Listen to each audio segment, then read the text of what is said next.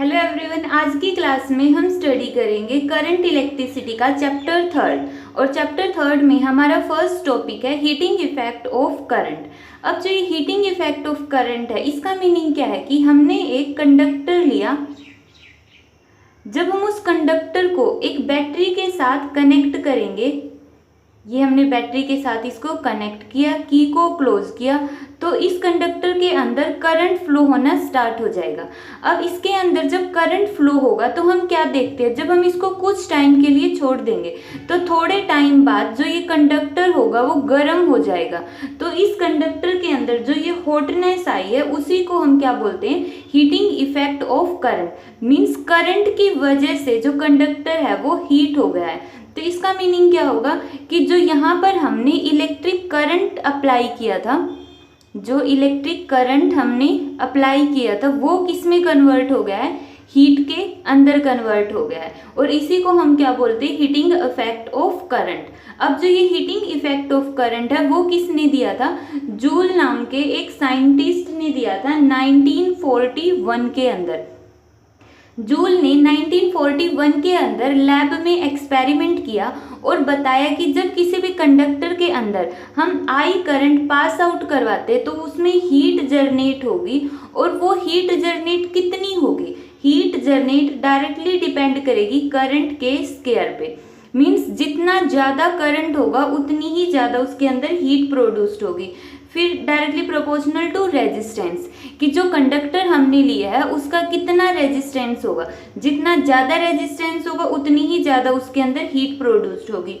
और directly proportional to time, means कितने time के लिए हमने उसके अंदर करंट फ्लो करवाया है तो उतनी ही उसके अंदर हीट प्रोड्यूस होगी। तो हीट प्रोड्यूस का फॉर्मूला क्या होगा, H directly proportional to I square RT। और जो ये हीट प्रोड्यूस्ड होगी वो जूल की फॉर्म में ही होगी। अब जो ये हीट की मेजरमेंट की यूनिट है जूल, वो भी किसके नाम पे ही रखी गई है, इस जूल के जो ये साइंटिस्ट है इसी के नाम पर इसकी यूनिट रखी गई है। और अगर हम इसको कैलोरी में कन्वर्ट करेंगे तो इसको किससे डिवाइड कर देंगे, अगर हमें जूल को कैलोरी में कन्वर्ट करना है तो 1 कैलोरी किसके इक्वल होता है, 4.18 जूल। तो यहाँ से 1 जूल की वैल्यू कितनी आएगी, कैलोरी डिवाइड बाई 4.18 जूल। और आई स्क्वायर RT जूल के अंदर कितना होगा, इसको आई स्क्वायर RT से मल्टीप्लाई कर देंगे। I square RT joule is equal to I square RT calorie divide by 4.18 joule. तो ये है heat produced when an electric current pass through a conductor. अब हम देखते हैं कि इसका कोज क्या होता है, कि किसी भी कंडक्टर में हीट क्यों प्रोड्यूस होती है। इसमें वही हमने कंडक्टर लिया। अब हमें पता है कि कंडक्टर के अंदर क्या होता है, बहुत सारे फ्री इलेक्ट्रॉन्स प्रेजेंट होते हैं। जब यहाँ पर बहुत सारे फ्री इलेक्ट्रॉन है, जब हम की को क्लोज करेंगे तो इसके अंदर क्या होगा, एक इलेक्ट्रिक फील्ड सेटअप हो जाएगी। यहाँ पे बैटरी का पॉजिटिव टर्मिनल है तो यहाँ पर भी क्या आएगा, पॉजिटिव टर्मिनल, और यहाँ पर क्या आएगा, नेगेटिव टर्मिनल। अब इलेक्ट्रॉन पर चार्ज कैसा होगा, नेगेटिव चार्ज। तो कंडक्टर के सारे इलेक्ट्रॉन ड्रिफ्ट हो जाएंगे toward the positive end of the conductor. अब जैसे ही ये यहाँ से इलेक्ट्रॉन पॉजिटिव कंडक्टर की तरफ जाएंगे तो इनको रास्ते में क्या मिलेंगे, जैसे ये वाला इलेक्ट्रॉन है, अगर इस साइड आना चाहता है तो इसको बहुत सारे इलेक्ट्रॉन्स को क्रॉस करना पड़ेगा। तो जो इलेक्ट्रॉन ये यहाँ पर आएगा तो दूसरे इलेक्ट्रॉन के साथ इसका क्या होगा, कोलिजन होगा। कोलिजन होगा, और कोलिजन की वजह से क्या होगा, जब हमने इलेक्ट्रिक फील्ड अप्लाई की थी बैटरी की वजह से, तो उस इलेक्ट्रिक फील्ड की वजह से इन इलेक्ट्रॉन की काइनेटिक एनर्जी इंक्रीज हो गई थी। तो कोलिजन के अंदर क्या होगा, जैसे ही इस इलेक्ट्रॉन ने दूसरे इलेक्ट्रॉन के साथ कोलाइड किया तो उसने जो अपनी ये इंक्रीज्ड काइनेटिक एनर्जी थी उसको शेयर कर दिया, या फिर हम बोलेंगे ट्रांसफर कर दिया टू अदर इलेक्ट्रॉन। जिसके साथ ये इलेक्ट्रॉन कोलिजन करता है उस इलेक्ट्रॉन को इसने अपनी कुछ एनर्जी प्रोवाइड कर दी। और जरूरी नहीं है कि ये इलेक्ट्रॉन के साथ ही कोलाइड करेगा, इसके बीच में जो एटम्स होते हैं या पॉजिटिव आयंस होते हैं उसके साथ भी ये कोलिजन कर सकता है। तो उसने जब अपनी एनर्जी इलेक्ट्रॉन को या फिर आयंस को या फिर एटम को प्रोवाइड की है, तो ये आयन, इलेक्ट्रॉन या एटम है वो उस काइनेटिक एनर्जी को लेकर क्या हो जाएंगे, हीट में कन्वर्ट कर देंगे। क्योंकि हमें पता है जब भी दो ऑब्जेक्ट एक दूसरे के साथ कोलाइड करते हैं तो वहां पे क्या प्रोड्यूस होती है, हीट प्रोड्यूस होती है, क्योंकि रबिंग होगी और रब करने से क्या होता है, हीट प्रोड्यूस होती है।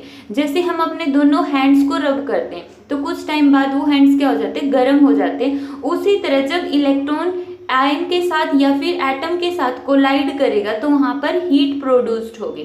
तो इस तरह से जो कोज है वो हीटिंग इफेक्ट ऑफ करंट का, ये कोलिजन ही इसका कोज होता है कि करंट के पास होने से इलेक्ट्रॉन क्या करेंगे, कोलाइड करेंगे और कोलाइड करने से क्या होगा, वहां पे हीट प्रोड्यूस होगी। तो इसी वजह से जो कंडक्टर है वो क्या हो जाता है, गर्म हो जाता है।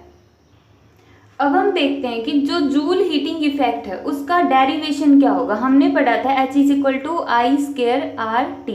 अब हम देखेंगे कि ये जो फॉर्मूला है वो आया कहाँ से। तो इसके लिए सबसे पहले हमने AB एक कंडक्टर लिया और मान लिया जो इस कंडक्टर का रेजिस्टेंस है वो कितना है, R रेजिस्टेंस है। इस कंडक्टर को हमने एक बैटरी से कनेक्ट किया जिसकी वोल्टेज कितनी होगी, V होगी। एक हमने यहाँ पे की लगा दी। अब जैसे ही हम क्या करेंगे, की को क्लोज करेंगे तो इसके पॉजिटिव टर्मिनल से I करंट फ्लो करना स्टार्ट कर देगा और कंडक्टर के अंदर से फ्लो करके यहाँ से वो एग्जिट कर जाएगा। अब हम यहाँ पे क्या बोलेंगे कि टोटल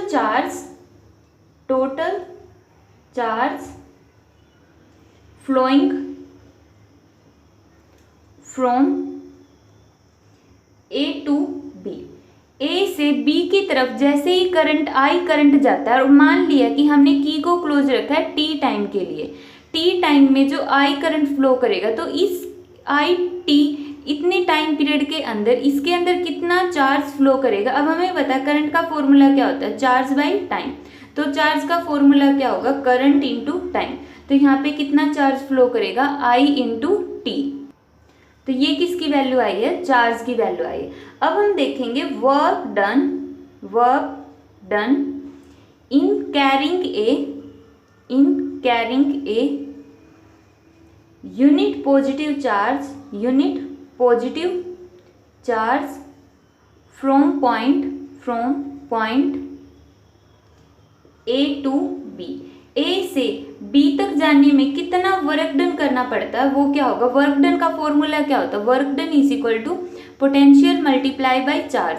और अगर हम यहाँ पे 1 कूलम चार्ज लेकर चल रहे, यूनिट का मतलब 1 पॉजिटिव चार्ज, जब हमने 1 कूलम चार्ज लिया तो Q की जगह क्या हो जाएगा 1 और वर्क डन का फॉर्मूला क्या हो जाएगा V। ये तो हमने 1 यूनिट चार्ज के लिए लिया है। अगर हम यहाँ पे लेके चलेंगे कि हमें Q चार्जेस, क्योंकि टोटल चार्ज कितना फ्लो हो रहा है, Q चार्ज फ्लो हो रहा है, तो Q चार्ज को फ्लो करवाने में हमें कितना वर्क डन करना पड़ेगा, V इंटू Q। अब ये वाला जो कॉन्सेप्ट है ये कहाँ से आया है, ये हम पढ़ चुके हैं फर्स्ट यूनिट के अंदर। अब हम यहाँ पे Q की जगह वैल्यू पुट करेंगे, Q = IT। Q की जगह हमने वैल्यू पुट की IT। तो यहाँ से वर्क डन का क्या फॉर्मूला बन गया, W = VIT। अब ओम्स लॉ के अकॉर्डिंग हमें पता है V किसके इक्वल होता है, V = IR। तो पुट करो V = IR रखते हैं, यहाँ पे क्या आ गया I² RT। अब जो वर्क डन होता है वो किसकी फॉर्म में स्टोर होता है, हमेशा एनर्जी की फॉर्म में स्टोर होगा। तो यहाँ पे हम वर्क डन को क्या बोलेंगे, work done is called electric work done, या फिर जो ये वर्क डन होगा वो अपीयर होगा एज ए हीट की फॉर्म में। जैसे हम क्या करते हैं, दोनों हैंड्स को रब करते हैं, तो रब करने से हम क्या कर रहे हैं, वर्क डन कर रहे हैं। और वो वर्क डन क्या होता है, फिर जो हमारे हैंड्स है वो क्या हो जाते हैं, गर्म हो जाते हैं, मीन हीट प्रोड्यूस हो गई। तो वर्क डन = हीट प्रोड्यूस्ड, और हीट प्रोड्यूस्ड का फॉर्मूला क्या आ गया, I² RT जूल। और यही हमें क्या करना था, प्रूफ करना था कि जो जूल हीटिंग इफेक्ट है उसके अकॉर्डिंग H = I² RT है, इसको प्रूव करो। इसके लिए हमने क्या लिया था, एक कंडक्टर लिया, उसके अंदर हमने क्या कर दिया, बैटरी से इलेक्ट्रिक फील्ड अप्लाई कर दी। करंट फ्लो करेगा तो हम सबसे पहले निकालेंगे कि उस T टाइम के अंदर कितना चार्ज फ्लो कर रहा है। अब अगर हमें चार्ज की वैल्यू पता चल गई तो हम वर्क डन निकाल लेंगे, वर्क डन के अंदर फिर हम चार्ज की वैल्यू को पुट कर देंगे। तो इस तरह से हमने जूल लॉ का हमने वेरिफिकेशन देखा।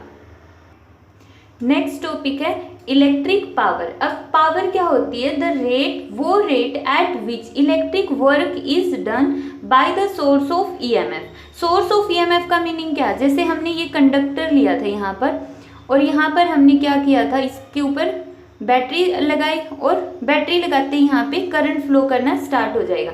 तो सोर्स ऑफ ईएमएफ क्या होता है, यहाँ पे ये बैटरी होती है। In maintaining the current in electric circuit, इस सर्किट के अंदर आई करंट को मेंटेन करने के लिए जितना वर्क डन हमें करना पड़ेगा उसकी रेट को हम क्या बोलते हैं, इलेक्ट्रिक पावर। पावर को रिप्रेजेंट करेंगे P से, तो power is equal to rate at which electric work is done to maintain the current in the circuit. तो P is equal to W/T। अब जो यहाँ पे पावर है, पावर का फॉर्मूला हमने लास्ट टॉपिक में क्या पढ़ा था, VIT या फिर I²RT। तो divide by T, divide by T, T से टी कैंसिल, यहाँ पे भी टी से टी कैंसिल, तो क्या आ गया पावर का formula, power is equal to VI। और दूसरा पावर का फॉर्मूला क्या आ गया, power is equal to I²R। यहाँ से हम I की वैल्यू को फिनिश कर सकते हैं, मीन्स I की वैल्यू को कन्वर्ट कर सकते हैं। जैसे ओम्स लॉ के अकॉर्डिंग क्या होता है, V is equal to IR, I is equal to किसके इक्वल आ गया, V/R। तो I की जगह हम वैल्यू पुट करेंगे V/R। तो पावर का एक और फॉर्मूला आ गया V²/R। अब यहाँ पे ये तीन फॉर्मूले आ गए पावर के, इनका यूज कहाँ कहाँ पर होगा, जैसे हमें सीरीज के अंदर पावर निकालनी है, सीरीज में क्या होगा, करंट सेम रहेगा तो हम ये वाला फॉर्मूला यूज करेंगे। अगर पावर पैरेलल में निकालनी है तो हम ये वाला फॉर्मूला यूज करेंगे, क्योंकि वहां पे V क्या होगा, सेम होगा।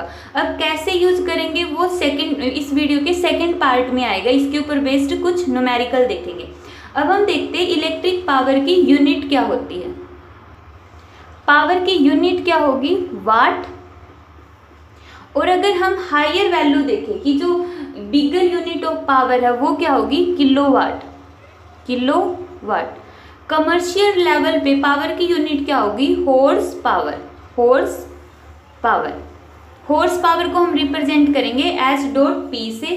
1 हॉर्स पावर किसके इक्वल होगी, 1 horsepower is equal to 746 watt. 1 horsepower is equal to 746 watt. तो यहाँ पे पावर की यूनिट क्या होगी, वाट होगी। और 1 वाट किसके इक्वल होगा, 1 वाट इज इक्वल टू, यहाँ से निकाल दो पावर की यूनिट क्या है, वाट।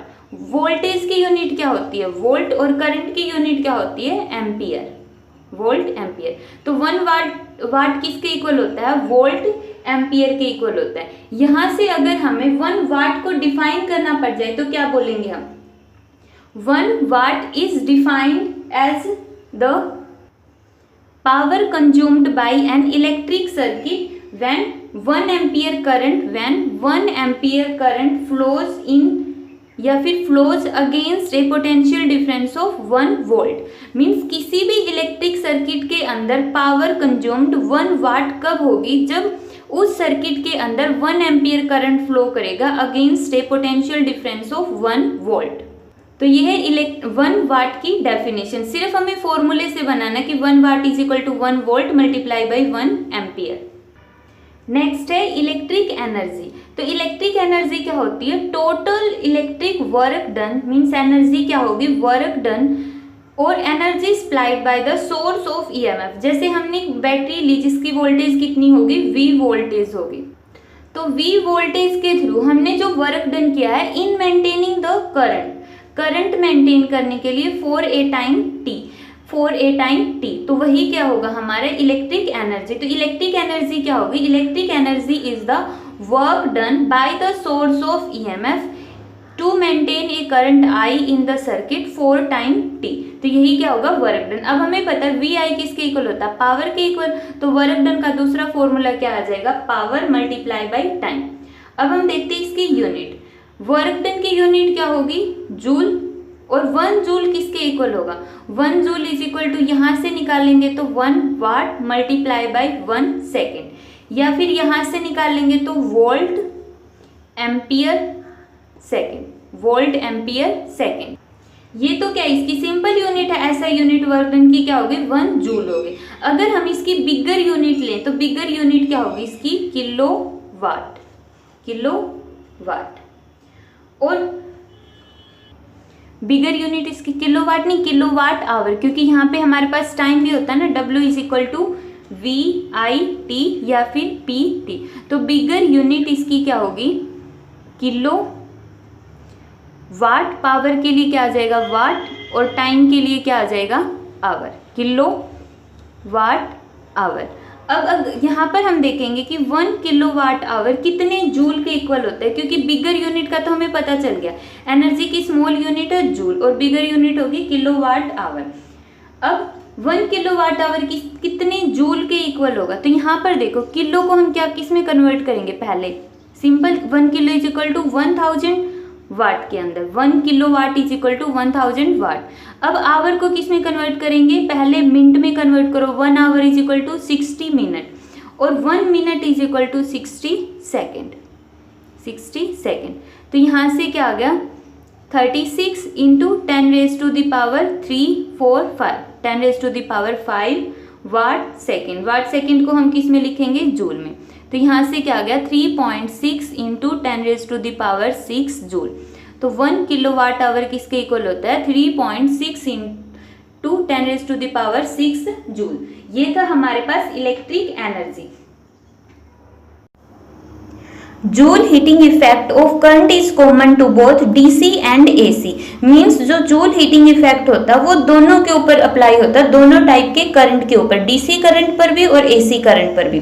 इसी वजह से जो अप्लायंसेज होते हैं जैसे कि हीटर हो गया, प्रेस हो गया, गीजर हो गया, टोस्टर होगा, ये दोनों के दोनों AC और DC पर वर्क करते हैं, क्योंकि इन सबका बेसिक प्रिंसिपल क्या है, हीटिंग कि जो हीटर होता है वो हीट प्रोवाइड करता है। तो हीटर को हम AC और DC दोनों पर यूज कर सकते हैं। इसी तरह प्रेस भी AC और DC दोनों पर यूज होती है।